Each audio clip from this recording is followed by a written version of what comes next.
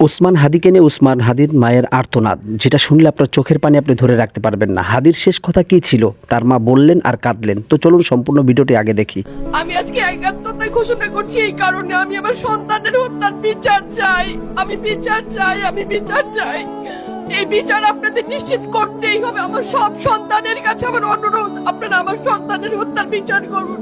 কারণ হাদির শেষ ইচ্ছা ছিল যদি মৃত্যু হয় তবু যেন আমার মৃত্যু বিচার হয়। আমি এই বিচার চাই। ইনসাফের বাংলাদেশ চাইলে যদি মৃত্যুবরণ করতে হয়, আর কত রক্ত দিবে আমাদের সন্তানেরা? আর সহ্য করার ক্ষমতা আমাদের নাই। আমাদের সন্তানদের বাঁচতে দিন। ইনসাফের বাংলাদেশ গায়েব হোক। আমরা আর সহ্য করতে পারি না। প্রশাসনের কাছে, সবার কাছে একটাই মাত্র অনুরোধ, আমাদের বাচ্চাদের বাঁচতে দিন, আমাদের ইনসাফের বাংলাদেশ দিন। কথা বলার শক্তি আমার নাই, আমার চোখ ভরে আসছে। আমি সহ্য করার শক্তি আমাদের নাই। আমাদের বাচ্চাদের বাঁচতে দিন। প্রশাসন সজাগ হবে কবে? আর কত মৃত্যু আমার বাচ্চাদের দেখতে হবে?